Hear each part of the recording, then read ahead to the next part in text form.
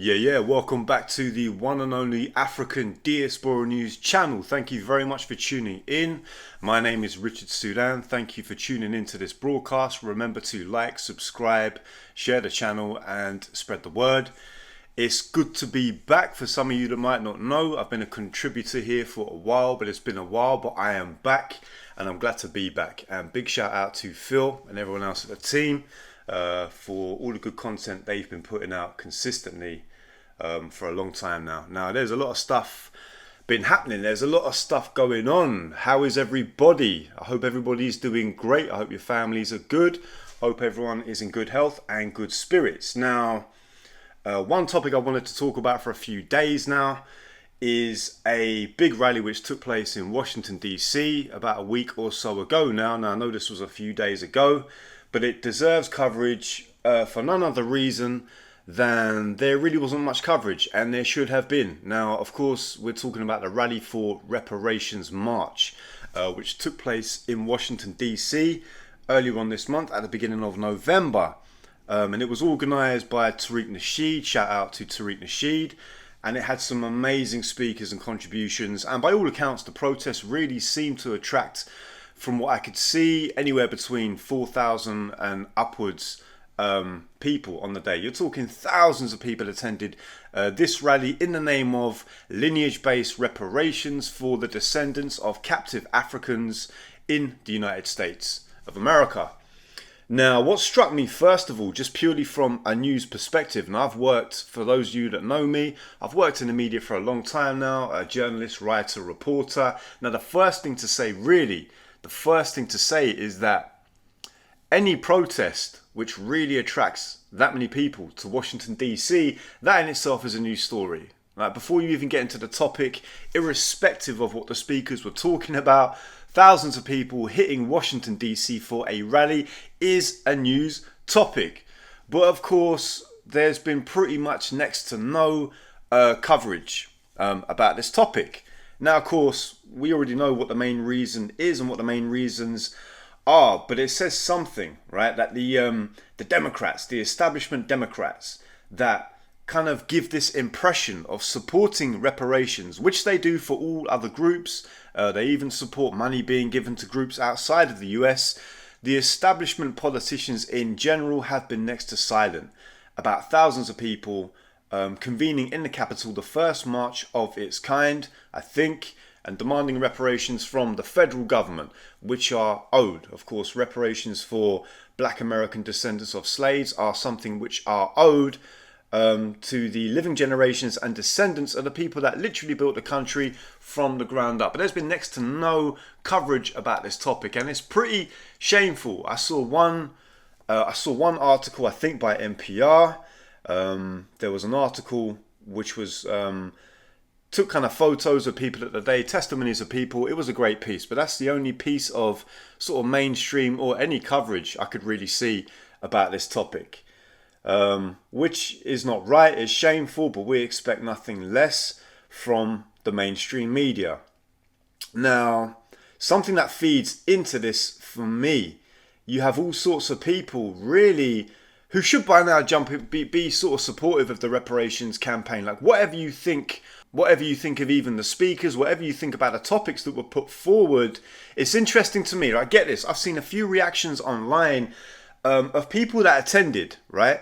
People that are not even necessarily supportive of Tariq Nasheed, but they support reparations. They've gotten on code for the cause of reparations, which is important because people can have different political perspectives. People can have different views about things. But in my mind, at least, if you do not support reparations for black people, then that makes you decidedly anti-black. And that's interesting. You have people... Now, this is one thing that's been bugging me for a minute. Now, I generally try to stay out of sort of what I would sort of say is like internal family business for the FBA community in the United States. You guys will know that I support reparations. I try to cover police brutality, issues of systemic racism as much as I can here in Europe, in the US. So I try to stay out of internal sort of internal beefs, you might call them, in the US. But there's something that's been bugging me for a minute now. I need to get it off my chest. Roland Martin. Now, you will know who Roland Martin is. Now, I could not believe. Now, I understand there's internal disagreements, and Roland Martin spends a lot of his time trolling the new black media. It's interesting that for somebody who says no one watches the new black media, Roland Martin seems to know exactly what the new black media is saying at any given time, and he has a lot of smoke for a lot of people. Now, this guy really it's bugging me. This guy has a lot of criticism for Phil of this channel, for Vicky Dillard, for Tariq, Professor Black Truth, and a lot of other people. Now, you would think for a black person who is...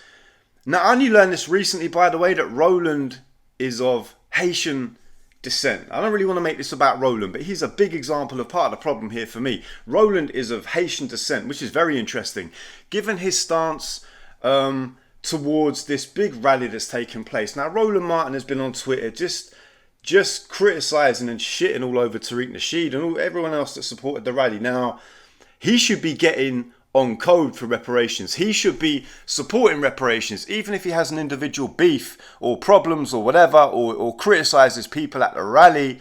You should be supportive of reparations. Like, these people are, this guy Roland Martin, from what I can see over here, you can correct me if I'm wrong, this guy is desperate for a job in the White House. He's desperate to get a job in the president's office, which is clearly never going to happen. You only have to have a cursory look at this whole situation. This guy is never going to get a job in the White House. If he was going to get a job in the White House, it would have happened already. That's not happening. His whole spiel, his whole aim is purely, from what I can see, he's all about getting people registered to vote. Just register to vote, and everything's going to be okay. Now, unfortunately, we have the same dynamic here in the UK. You have the mainstream political parties, even the ones that ostensibly say they're anti-racist, you know they're not. They take the black vote for granted. They take black votes for granted. So I can understand if you have your critique of different activists, different spokespeople, but how are you not going to be on point when it comes to reparations? Like, this is what really gets to me. Even the United Nations, with all its flaws as an institution, even the United Nations is saying it's time for reparations for black American descendants of slaves. It's time for reparations for black descendants of slaves in the Caribbean. And actually, if you really want to talk about it, all across the formerly colonized world, all of these peoples deserve reparations. This argument is evidence-based. It's really... not just a moral question, but it's a question of cash reparations to fulfill the deficit that was created and lived by black people all across the world after slavery. So you got people like establishment people like Roland Martin really just not having anything constructive to say other than to criticize the people that really should be rallying to do what really rallying to do what should be done. He should be supporting reparations, even if he does not support the people that rally for the rallies for reparations. This is a very weird state of affairs. Now, you also have the same dynamic here in the UK, where black people are essentially being pushed and shamed and are, sort of being maneuvered to vote for the Liberals, when really and truly there's no pro-black agenda from any of the mainstream political parties. There really isn't.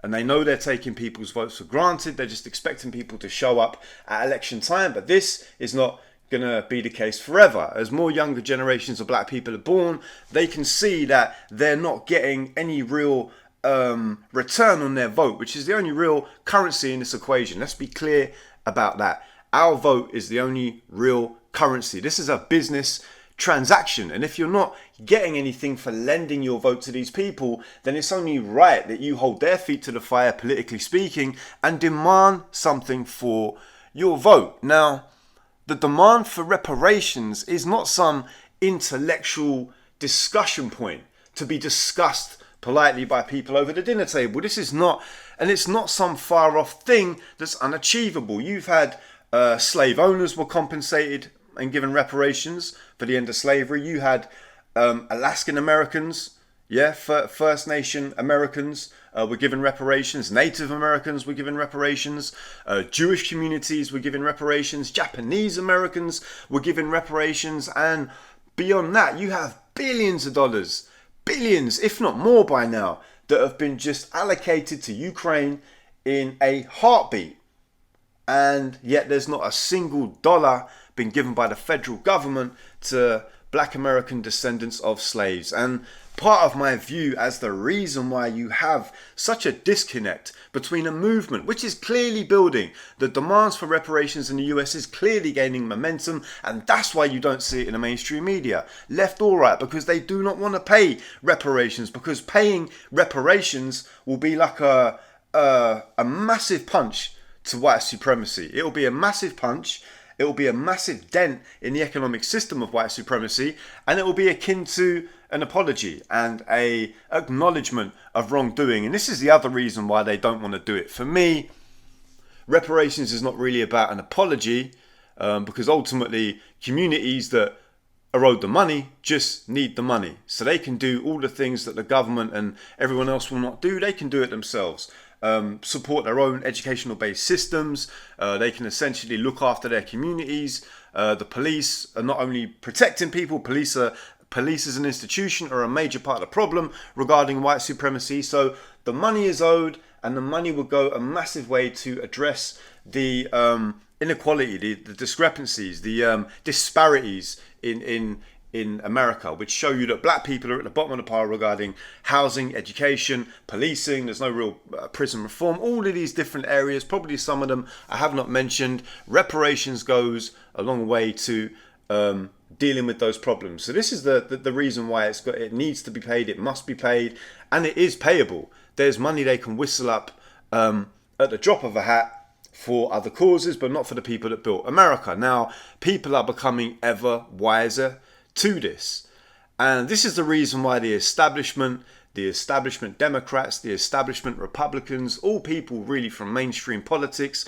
with maybe like one or two honourable exceptions, they're all ignoring reparations. Now, Tariq Nasheed and all of the other organisers and speakers, from what I can tell, this protest, this rally was organised in a matter of weeks, and it literally drew thousands of people to Washington, DC.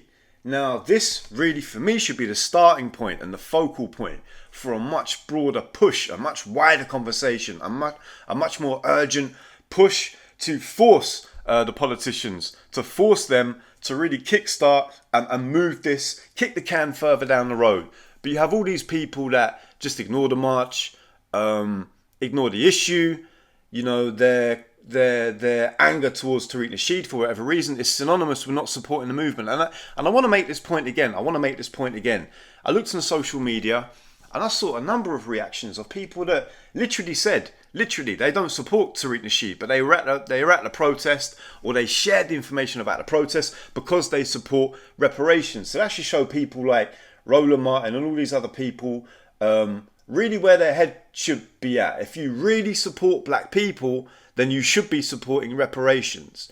End of story. But of course, for a lot of these people, you know what the reality is. For a lot of these people, it's not really about supporting reparations. It's about supporting themselves.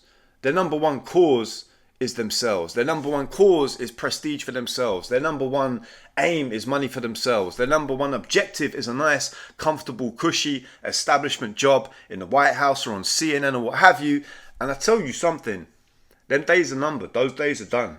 There's a reason why these older heads that just push the establishment line, they are losing relevance by the day. And you're going to keep seeing this this dichotomy play out with each election, with each presidential election, with each midterm election. You're going to see more and more, really, of these establishment stooges, really get held to account come election time.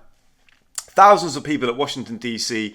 deserves coverage. It should have sparked a broader conversation. But we know how it's going to go in the United States, at least with reparations. These politicians talk a great game round about election time regarding reparations. But of course, as soon as they get their guy in office, then all the conversations fall by the wayside. And this is why these rallies are really important. If we cannot rely on the media, if we cannot rely yet on politicians for making a case for reparations, thousands of people turning up at Washington, D.C., it visibly shows you that there's a push for reparations. It's not going to happen, Biden, everyone makes excuses for Biden, right? The Democrats don't control this, they don't control that, la, la, la, la, la. Just wait for Biden to get a second term. Even when the Democrats had a constituency that had and have control of both houses, you have, Biden there. He's not doing anything, and he has a terrible track record on Black America. And of course, Kamala Harris, she's literally been on the record as well. She's literally said she does not support specific policies for foundational Black Americans, Black American descendants of slaves, whatever you want to call it. It means the same thing. And so, yeah, you've got this synergy playing out. Deafening silence. Correct me if I'm wrong. I want people to put the links for this reparation march in the comments, because literally all I could see was one story from NPR. And it's been a few days now. One story from NPR, and that's it. And we know what it is. But and I'll wrap up on this, to be honest with you. Like, all of this really is evidence that new black media, anyone who's really speaking the truth about the condition for Black Americans in Black America, what needs to be done, anyone who's given a voice to the grassroots, is really going to be on the right side of history, and all the naysayers, all the people that have only got criticism, all the people that cannot get together on the specific issues that are clear as day, these people are going to fade into irrelevance. They are fading into irrelevance now, and it's going to continue over the next couple of years. Reparations is hugely important, and I'll land my plane here for all of our Black American, foundational Black American family listening.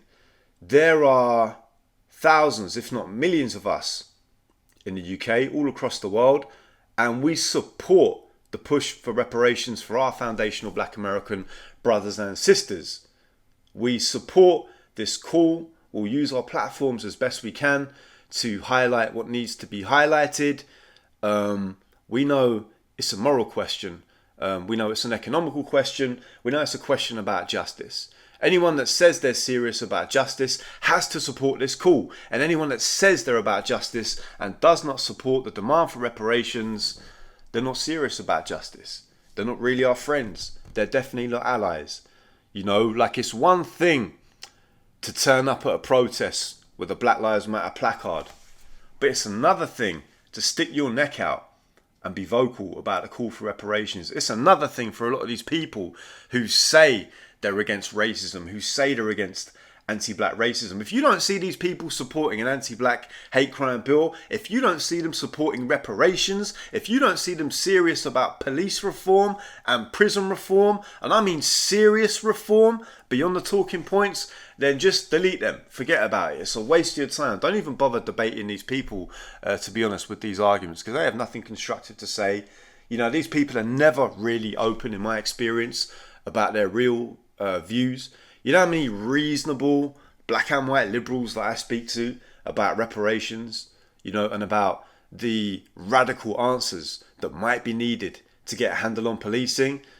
These people that you think are reasonable are awfully quiet when it comes to the major issues of the day. And I'll bet my bottom dollar on this as well. You get these people, half of these people, I don't want to make this all about Roland Martin, because he's just one example of just a parrot that just says the same thing again and again. Even if this guy has his job in the White House, even if he's next to Joe Biden, even if he's right next to Kamala Harris, he will have nothing to say about reparations, nothing of any value to say about police reform, nothing valuable to say about any of the major issues. So just, and the last point about him and people like him is, why you got to be so insulting about people like Phil, people like Vicky? Why you got to be so damn rude? Like, I could get you have your differences, but keep these people out your names. Keep these people's names out your mouth, Roland. Stop speaking these people's names. It's just jealousy for me. These people have the ear of the grassroots, and particularly young people, because people are not stupid. Our people are not stupid. The public are really not stupid. They can see what's going on. So there's no magic formula here. If you want the ear and the respect of the people, you have to speak for the people. You have to respect the grassroots. You have to give a microphone to the grassroots. And even if you personally disagree with some of the methodologies, then at least support the broader issue. What kind of people think there is a counter argument to reparations? literally when you've had slave owners receive reparations for slavery. These are unbelievable times we're living in. These are unbelievable times, and we cannot afford to platform these people anymore that do not have the community's best interest at heart. We have these dynamics going on here in the UK too, and I'll get into that in another video because I've already ranted for like 20 minutes. But I just wanted to say well done to Tariq Nasheed, well done to Jade, well done to all the people that were involved in organising and speaking at this rally, and big respect to the black grassroots new media in the US, Vicky Dillard, Philip Scott, Professor Black Truth, the Black Authority, Tariq, you know, all the other people that I'm probably not mentioning. Like, mad respect to you lot for keeping the attention on the issues that need to matter. I'll wrap this one up there, but please remember to like and subscribe and support the channel. It's hugely important that you support the African Diaspora News channel at this time, so we can beat the algorithms, so we can get the word out to people that need to hear it. Keep spreading the word. Look after yourselves over there in the US. My name is Richard Sudan. This is the African Diaspora News channel, and we will see you next time.